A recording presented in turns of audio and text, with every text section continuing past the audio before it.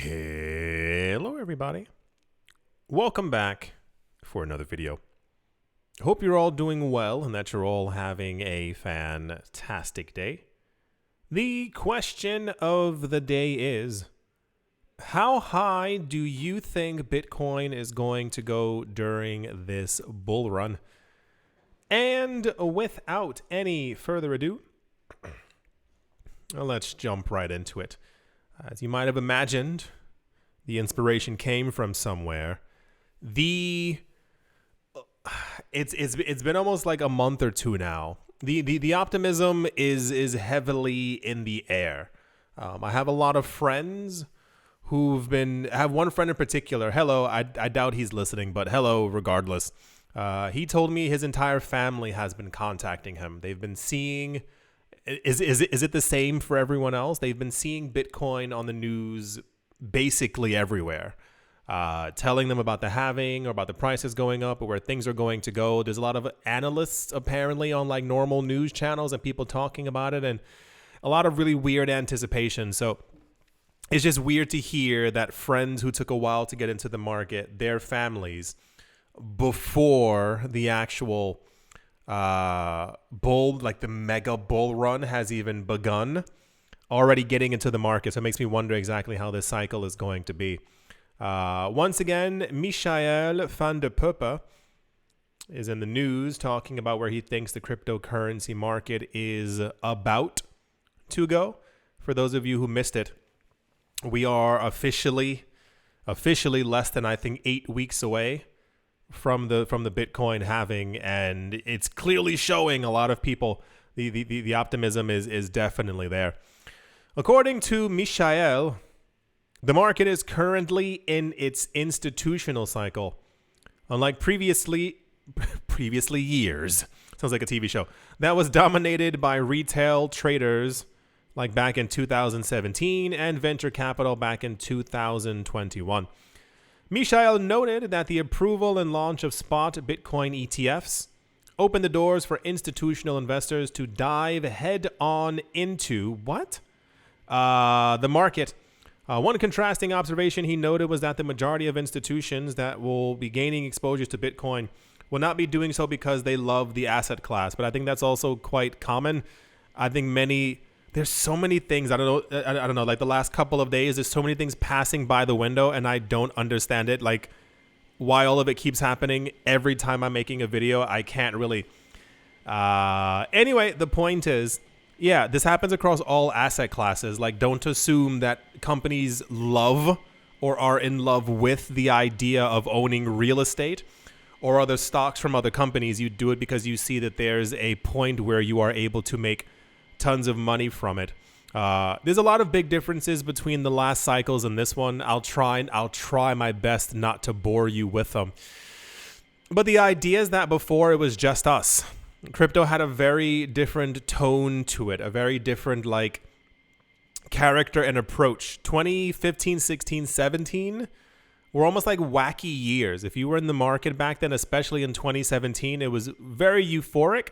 But it was also kind of like clumsy. We didn't really know what was going on, what we were doing. It was just something that we got into that did really well monetarily.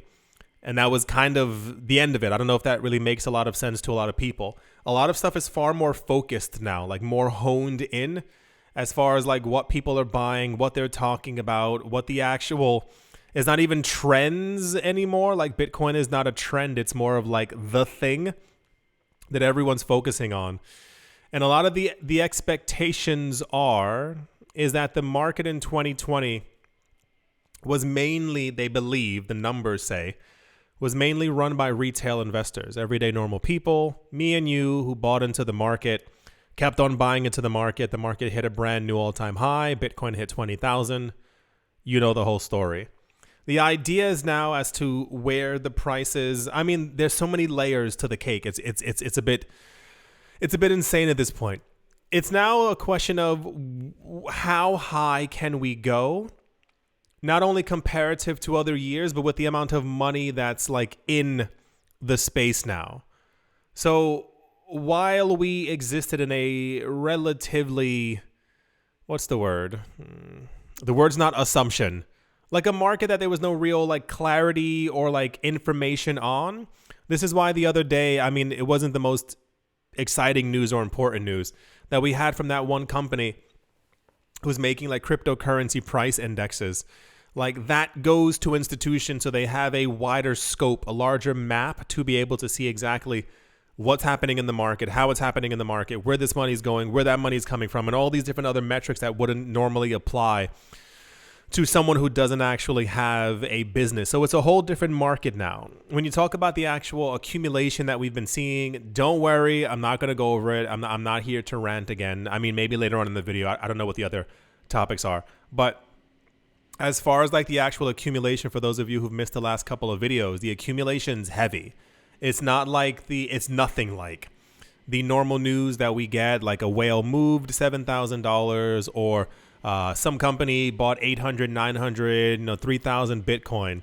We're getting news and information like all the time that like these companies are now holding like 6 figures worth of Bitcoin, and it's just 2 companies now as well. The other companies are also still accumulating, but we're seeing accumulation on like a very like intense level.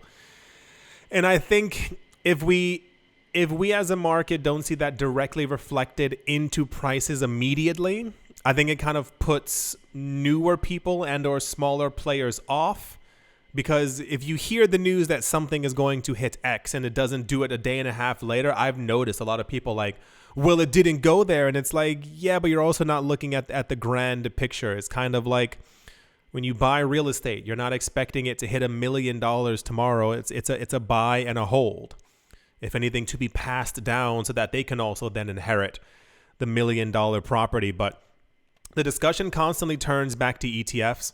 The last couple of 2 weeks, the discussions around Ethereum ETFs is like, please just stop. Like it's everywhere. Like people are arguing on Twitter about them. I see so many articles talking about like XRP ETFs. There was one, I obviously don't have it here.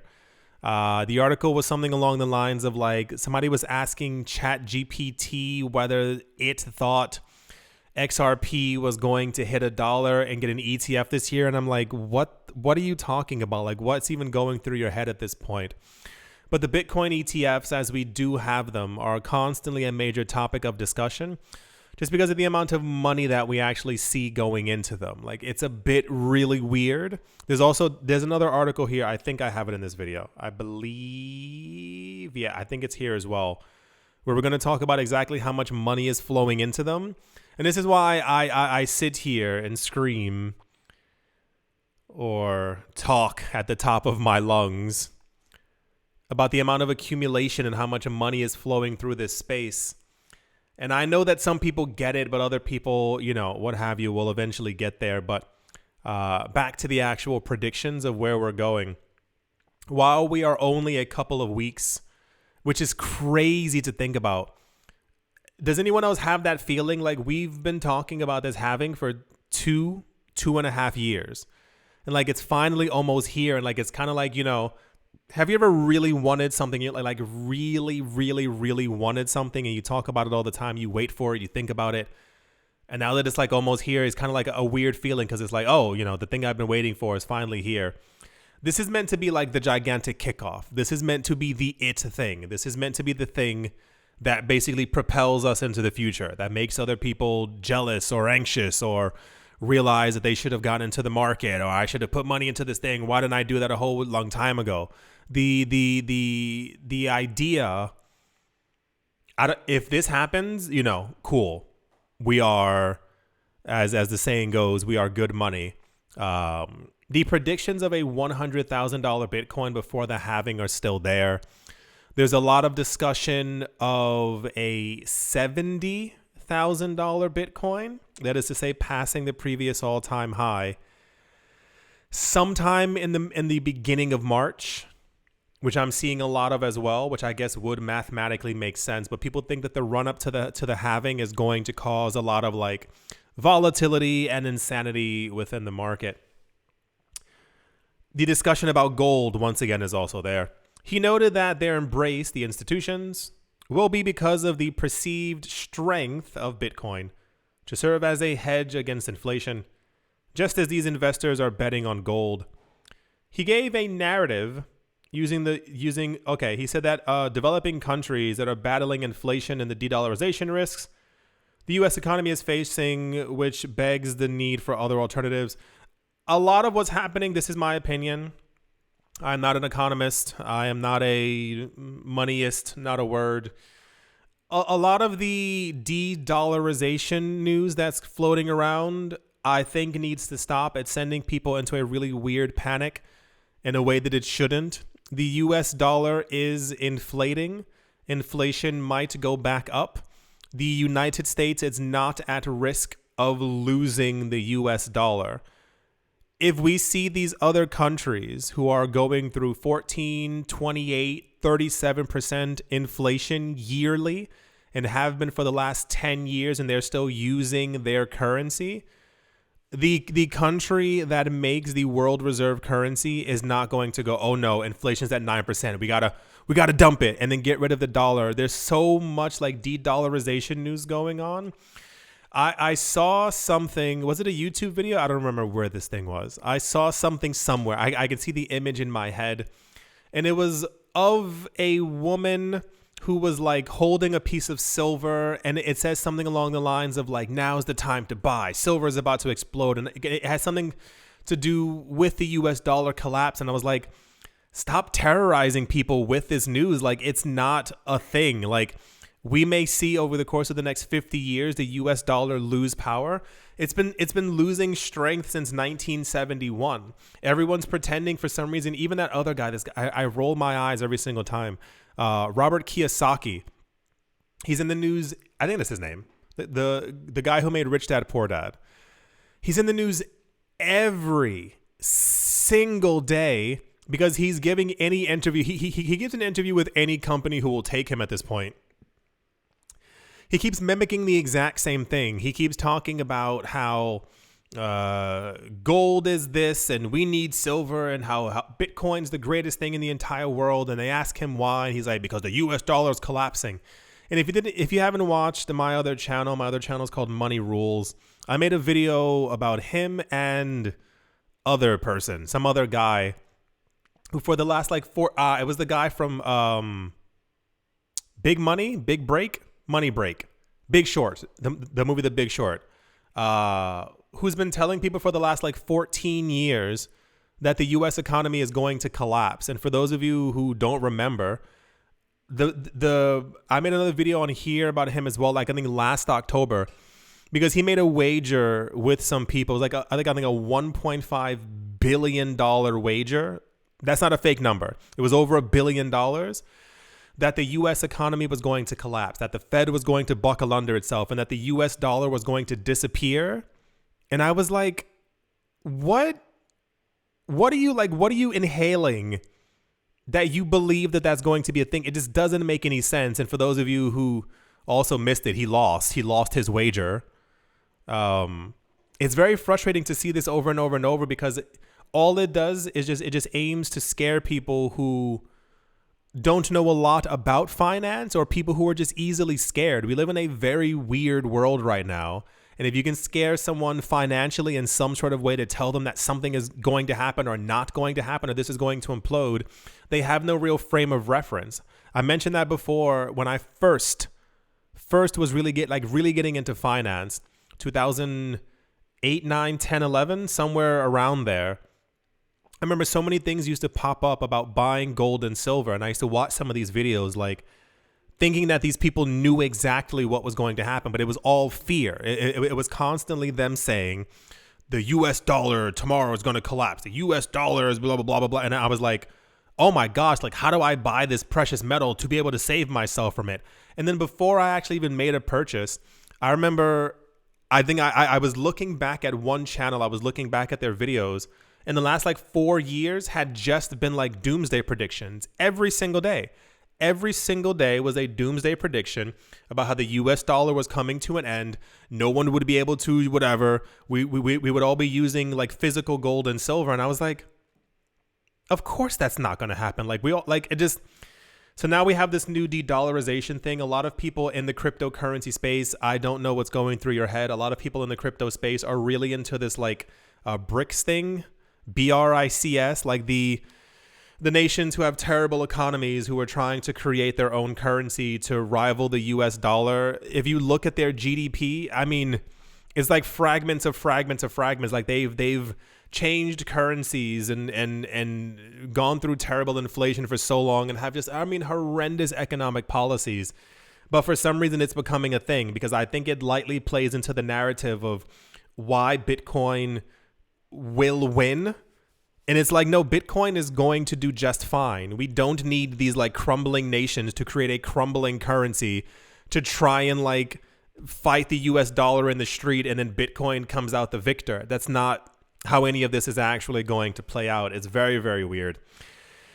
Anyway, the coming Bitcoin halving event was showcased by Michael van der Poppe as a major catalyst that will further convince institutions why Bitcoin might be an ideal bet in the long term.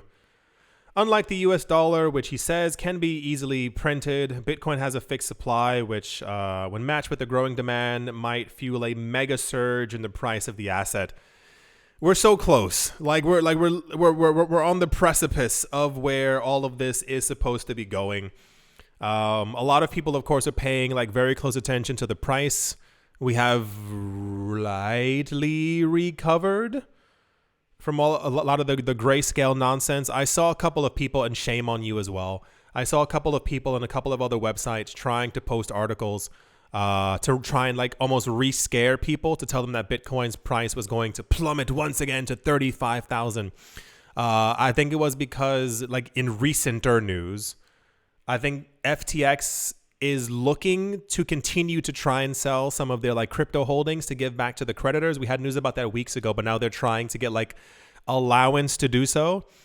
And it's like 1/100th of what Grayscale put out there. What was the other news? It was something about Ether. There was some investor who I think put some of his Ether onto an exchange, and I think it was like $4 million. And I'm like, $4 million is not going to collapse a multi-billion-dollar market. But I think people like to make very scary news because fear and terror tend to sell. I think this is also one of them as well. There's also another guy, the CEO of Crypto Quant. His name is Ki-Young Ju. We've heard about him before as well. He's also talking about Bitcoin going to $100,000 after the ETF. This seems to be like the new thing. Of course, I know it's not just me, but I'm very interested to see if we actually end up getting even close to 100,000. Listen, I understand 100K is like crazy. Don't sit there and think that I'm like, yeah, 100K is going to happen. It's more like it's believable, but actually like by the halving, going to 100K is really insane. And as I've mentioned before, the momentum builds up by itself as we get closer to the halving, just generalized. If we had none of this stuff going on, it happens in general. But with all this momentum, all this accumulation by these like huge companies, it seems plausible, like it could be a thing. But then it's also like if it doesn't, we also will be fine as a market. I'm kind of expecting anywhere from 55 to 70,000 like by the time of the halving. That seems completely believable. It also ties in roughly with my idea of like a 150 to 200K Bitcoin by the crescendo. But I mean also, you know, everyone has crazier numbers. So let's see if we end up hitting 100K. But yeah, the optimism doesn't seem to be wash awayable, as everyone's kind of calling for the exact same thing. That's the 100K Bitcoin and institutional cycle, as it's no longer just us news. And yeah, let's move on. So I'm pretty sure you're seeing exactly where this news is going to go as well. It's literally like one of the top news stories out there. It's unavoidable is the exact term for it. We have been going over the amount of Bitcoin that's being accumulated, the amount of money flowing through these ETFs, but now we have like more concrete numbers, and I tell myself, or rather I have friends who will ask me questions about Bitcoin and ETFs. I don't know where they're getting their information from, but they're like coming to me with like, I need answers kind of thing. When I explain to them the actual numbers and the accumulation by BlackRock and Fidelity and stuff like that, it's almost like a gigantic revelation. So then I always wonder, like, how did you get news in the first place to even interact with me that you should be looking at this asset? Like, how did you not hear these numbers? When you hear these numbers that I'm about to tell you, and you put them into context of the real world, going back to what I was saying, I assume that a lot of this isn't on normal TV. I don't really care for the term mainstream news or mainstream media. It's a very bloated term at this point. I assume it's simply because the people who own these news companies and corporations have their hand in the Bitcoin pot, the cookie jar, if you will, because you would not be able to avoid this news if it pertained to Apple, to Microsoft, to Nvidia, or to Tesla. It would make it onto normal news. Like, you would hear about it nonstop. So here we go. So BlackRock's ETF is called iShares. The iShares Bitcoin exchange traded fund offered by BlackRock, the largest asset management firm in the world with $9.6 trillion in assets under management, has made it into the top 0.16% of all ETF products. I'm going to say that one more time in a different way. Of all the ETFs that are out there, think of that. Think of an entire jar. Think of a tub. Think of a tub and fill it with marbles. As many, like all the marbles. Keep pouring them in. As many marbles. Nope. One more bag. Keep filling it up. It's filled completely to the brim. You have tens of thousands of marbles, ETFs, inside of this tub. One of them is in the top 0.16 of all ETFs. If the situation had been Tesla stock rose, Apple stock rose, Nvidia stock, which has risen quite exponentially, rose and became the top 0.1% of all stocks out there, how many of you think you would have heard of that news? The fact that this news isn't more public, the fact that more people aren't talking about it, lets me know that the distractions are in full force. You're not meant to pay attention to this news, and it's also meant to be relatively abstract to you. You're meant to hear these high numbers. It's kind of, okay. Here's a really good one. You know how like when you hear the term like the 1% as like pertaining to people, like he's part of the 1%, it doesn't give you a clear indication as to what that means, because the 1% is also vastly different depending on where you go in the world. So you might hear that someone is like, you can even look it up, like look up different countries. It's very interesting. For instance, I have had a friend, he did this because he wanted to know kind of where he stood. I mean, this is what he told me. He checked it out for the US. And I think for the US, I think you would need several $1 million. I think it's over $3 or $4 million to be considered part of the 1%. I think for Spain, Italy, and Greece, which have much weaker economies, you can get there. I think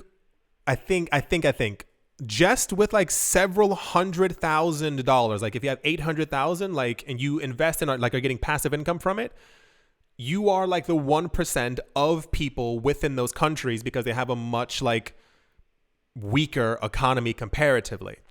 It's the same exact thing where you can point at someone and say he's part of the 1%. So then you go, well, is he worth 800,000? Is he worth 4 million? Or is he worth like $17.5 billion? So when you hear that someone is in the 1% of the 1%, these numbers are also quite, out there, because you may hear a news story of some celebrity who's worth $150 million, and they literally are the 1% of the 1%. But then that line also goes completely to being worth $200 billion. So you have this entirety of this in between. So if you hear that this thing has them in the top 0.1% of all ETF products, it sounds impressive, but you don't really understand exactly how much money is flowing through this thing. That's the kind of the entire point to be made. Keeping in mind, for those of you who didn't look at your computer clock watches, it's been like 5 weeks. I know it seems a lot like longer. I know the stretch of time seems, because we've been talking about ETFs so constantly and for so long in the cryptocurrency market, it almost seems as if we've been talking about this like since like last July. Nope, it's been 5 weeks, give or take, since we got these Bitcoin ETFs. And since then, BlackRock alone, their one ETF is in the top 0.16% of all ETF products within the United States. But it gets crazier, I promise you. As reported by the website The Coin Rise in late January, the assets under management of iShares Bitcoin Trust, IBIT, broke above $2 billion after Bitcoin's price moved back up to 42,000. The offering from the American firm has been quite successful. That is an understatement. It is a literal understatement. You have no idea. The spot Bitcoin ETF by BlackRock soared to remarkable heights, recording over $3.19 billion in inflows as of the 5th of February. The milestone, unveiled by senior Bloomberg ETF analyst Eric Balchunas, places the ETF in an elite league. Where's the actual numbers? Where are the numbers? Here we go. New data from Y-Charts has revealed that the IBIT ETF inflow have propelled it to a remarkable position within the ETF landscape. Currently, amidst the 3,109 ETFs trading in the United States, the spot Bitcoin ETF is currently in the top 0.16%. He indicated that the ETF's performance, which when weighed against an estimated 10,000 ETFs worldwide, places it in the top 0.2% of all ETFs. This ETF launched 5 weeks ago. 5. They have done better. This one ETF in 5 weeks has done better than 99.98% of all ETFs on the planet. Do you understand? And that's just BlackRock. We had news about 2 or 3 days ago, for those of you who missed it. A representative of or from BlackRock basically said that in the interview that they own Bitcoin and they're looking to like buy more. It's not for the ETF, it's for them. It's for the company. They need more Bitcoin. The silence was meant to be dramatic. Sorry if it was a bit too long. No, this is nuts.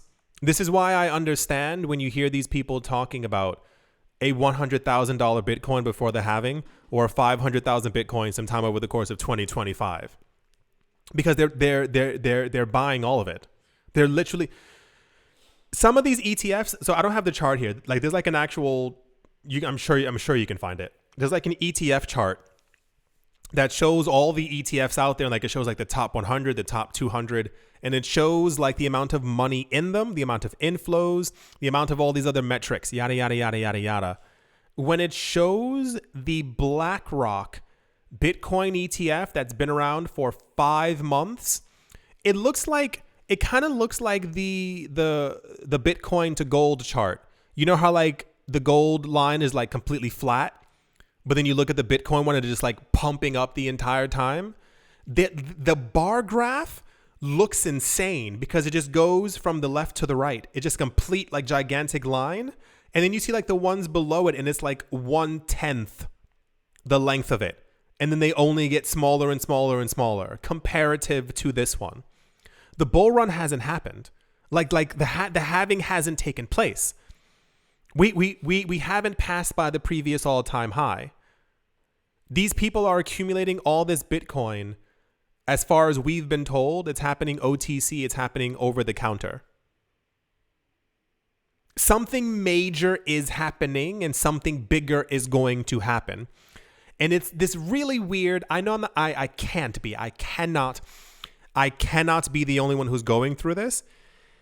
The word's not anxiety. It's like a weird mix between anxiety, excitement, and just like, excuse my French here, like freaking do it already. It's like a big ball of those three kind of floating around each other. We know that something crazy is about to happen. We all, like, I'm not sitting here alone thinking that something crazy is about to happen. I don't know if you can hear the sirens outside once again. Wait for it. Wait for it. Okay, it passed by. There's a lot happening the last couple of days, and I'm not really sure why.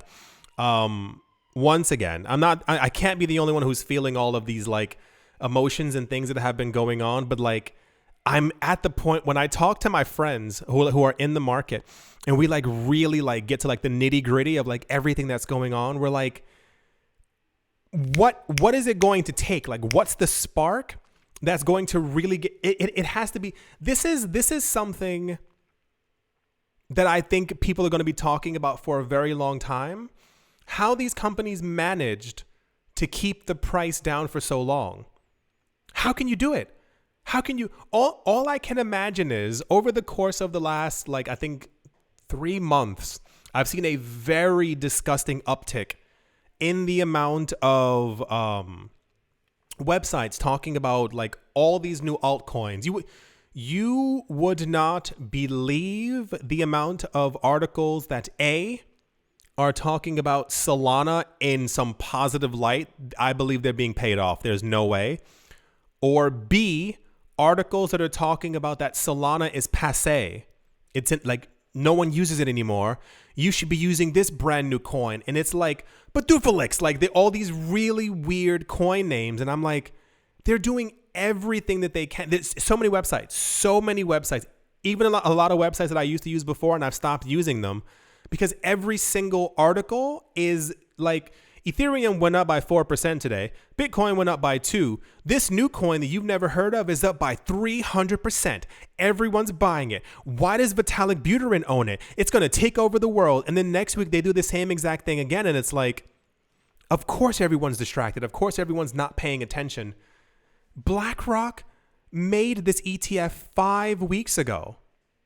And I think, last thought, what I think is the most interesting is that we expected almost like a gigantic hurricane to hit the market as far as like immediately, like pumping in price. They're BlackRock. Of course they knew what they were doing the entire time. We're like in the eye of like a hurricane-ado or something like that. We're like, it feels so calm. Nothing crazy is going on. We got news for those of you who missed it. BlackRock and Fidelity alone, I think the last numbers I saw were like over 125,000 Bitcoin. And that was in like 3.5 weeks that they did that. This ETF came out a month and some change ago. It is the top ETF on the planet. It performed better than 99.98% of every other ETF out there. 10,000 other ETFs. It's been 5 weeks. What happens when we get to the halving? What happens when we actually move past $70,000 and we get like normal people rushing into the market? And all the ETF issuers own hundreds of thousands of Bitcoin. And MicroStrategy also just bought more Bitcoin. This is what I'm talking about. Sorry if I sound crazy or erratic. I mean, that's not really anything new if we can be completely honest. But you understand what I'm saying? It's like this really weird feeling. It's like you can see the cow spinning in the air and you're like, how is the cow floating up there? There's like these cars floating around us. We're in the middle of something like almost said Titanic, not really the same thing. Anyway, yeah. So, as you might have imagined, this news, I mean, actually, no. This news wasn't as popular as I assumed it was going to be. This news was spoken about. Of course, it has the name BlackRock in it, but it wasn't everywhere. It was not spoken about. A lot of people didn't discuss this. This wasn't simply a thing. How can you ignore news like this? How can you pretend that it is? How can you? I'm trying not to scream. How can you pretend that this isn't happening? When we're getting the numbers, usually a lot of the times we've had over the last couple of years, we've had so many companies who've told us that they've bought Bitcoin, not including MicroStrategy. We're buying Bitcoin, we like Bitcoin portfolio, all these other things, and we never got numbers of how much they actually have, how much they've accumulated. Now we have explicit numbers. This is after, once again, bring it on home. The top 90, they've beat 99.98% of every other ETF out there in 5 weeks. What happens by the time we get to July? Am I the only, I can't be the only one. All right. My mind's all frazzled. I sincerely hope that you've all enjoyed. I hope you get something or got something or enjoyed, or I don't know. Thanks for being along for the ride. I know it's been a crazy 8 years. Like every single day seems a little bit crazier than the last. I don't know. I actually have no idea how to end this video except for like the normal way. But like I sit here and I think sometimes and I'm like, it gets crazier and crazier every single day. And I keep seeing these new coins popping up and I'm like, why are you making sure that these people, I mean, well, it's for money. Never mind. I was going to say, why are you making sure that these people don't pay attention to what's happening to Bitcoin? But of course, like it's, it's money. They want to make money in their own way. But this diversion from this thing, two things. I just want to see, obviously, if we go anywhere near 100K by the halving, and next year, like, can we honestly, think about it. Can we hit $500,000 Bitcoin? It sounds crazy, but I don't think it's that insane. We should have gone over 100K in 2021, but the world was kind of collapsing. For those of you who don't remember, I don't know. So many things going on. Like we've never had this much going on. We didn't have this much accumulation going on back then. Okay, all right. I do hope that you've all enjoyed. I do hope you all are having a great day, morning, afternoon, evening, wherever you are, wherever the heck you might be. I do hope it's absolutely fantastic. Thank you all once again for watching, listening, liking, commenting, and or supporting.